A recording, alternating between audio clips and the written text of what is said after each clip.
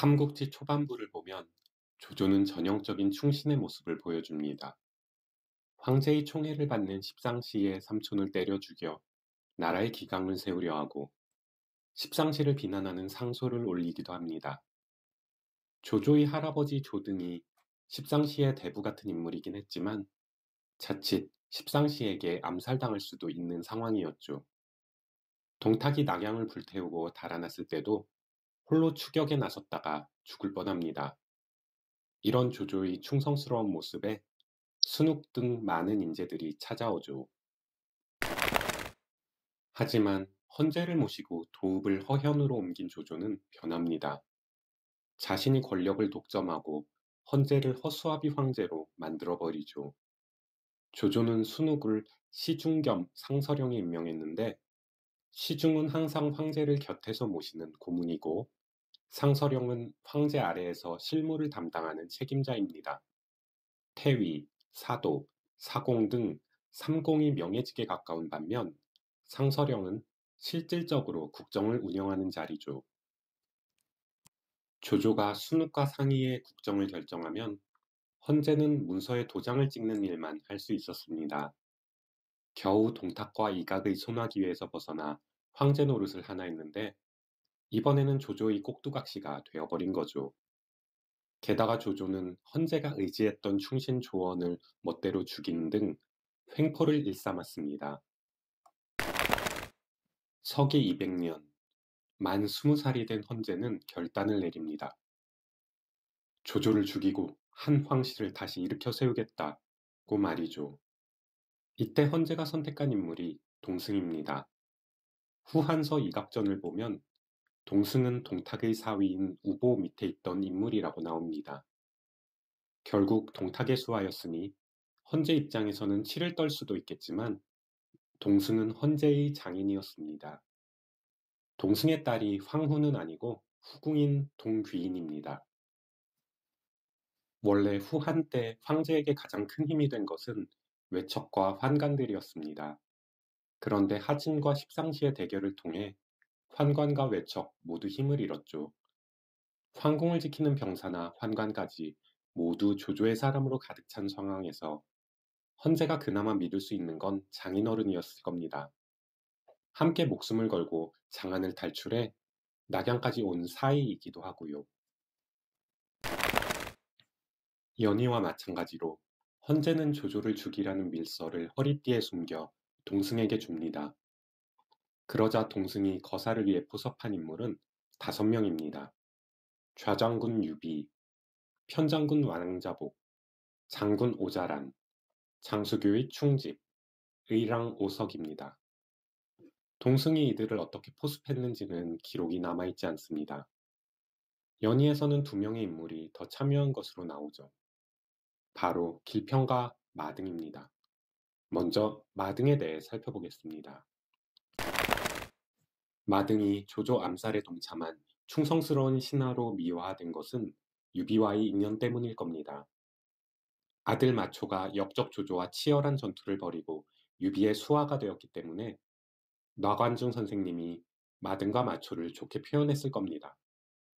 하지만 마등은 실제로도 괜찮은 인물이었습니다. 마등의 아버지는 복화장군 마원의 후예였지만 집이 찢어지게 가난해 한족 여성과 결혼하지 못했다고 합니다. 그래서 이민족인 강족 여성과 결혼해 마등을 낳았습니다. 마등은 키가 크고 멋진 얼굴에 성품이 어지러 많은 사람들이 따랐다고 합니다. 왠지 유비에 대한 묘사와 비슷한 것 같네요. 마등은 이민족 반란토벌에 공을 세워 벼슬길에 올랐는데 나중에는 반란군에 가담하는 오락가락 행보를 보입니다. 하지만 죄를 용서받고 벼슬이 높아지죠. 이각 곽사를 제거하기 위해 장안을 공격했다가 패하는 것은 연희와 동일합니다. 마등의 최후는 연희와 다릅니다. 연희에서는 마등이 허창으로 갔다가 황규와 손잡고 조조를 죽이려다가 오히려 처형을 당합니다. 실제 역사에서는 마등이 위위 벼슬을 받고 허창에서 황궁 수비를 담당하다가 마초가 반란을 일으키자 조조에게 죽임을 당합니다. 이번에는 길평에 대해 살펴보겠습니다. 연희에서 길평은 황제를 치료하는 어의로 조조의 병을 고치다가 거사에 동참하는 것으로 나옵니다. 서기 200년, 길평은 조조에게 독약을 먹이려다 들통나 혹독한 고문을 당한 후 장렬한 최후를 맞이합니다. 그런데 실제 역사에선 이름부터 다릅니다. 길평이 아닌 길본 또는 길비였다고 하고요. 하지만 황궁의 의관, 즉 의사였던 건 일치합니다. 길본이 거사를 일으킨 건 맞는데 파트너가 동승이 아닙니다. 서기 218년, 길본은 경기, 위황, 기미 등과 함께 조씨를 몰아내려고 거사를 일으켰다가 전투 중에 사망합니다. 이때 길본의 아들 길막, 길목도 함께 죽습니다. 그런데 삼국지 연의에서는 길막과 길목만 거사에 동참하는 것으로 나옵니다. 길본을 길평으로 신분 세탁해서 동승의 거사에 참가시켰으니 훗날 경기의 거사에 길본이 참여할 수 없게 된 것입니다. 이야기가 옆으로 샜는데요. 다시 동승의 거사로 돌아오겠습니다. 동승과 친구들이 거사를 준비하던 중 유비가 조조의 명을 받고 원수를 토벌하러 떠납니다. 연희와 다르게 실제로는 유비가 혼자 살려고 도망친 것이라는 해석이 많습니다. 그러자 동승이 왕자복과 다음과 같은 대화를 나눕니다. 곽사는 수백 군사로 이각의 수만 대군을 무너뜨렸으니 공관회가 힘을 합치면 충분히 조조를 제거할 수 있네. 옛날 여부리도 진시황의 부친을 진나라왕으로 만들고 높은 자리에 올랐으니 우리도 그리 될 걸세. 병사가 부족해 실패할까 두렵습니다. 거사를 성공시키고 조조의 군사를 빼앗으면 되네. 지금 수도에 믿을 만한 사람이 없지 않습니까? 장수규의 충집, 의랑 오석이 내 신복이니 믿을 만하네. 이 대화를 보면 왕자복은 억지로 거사에 참여한 것으로 보입니다.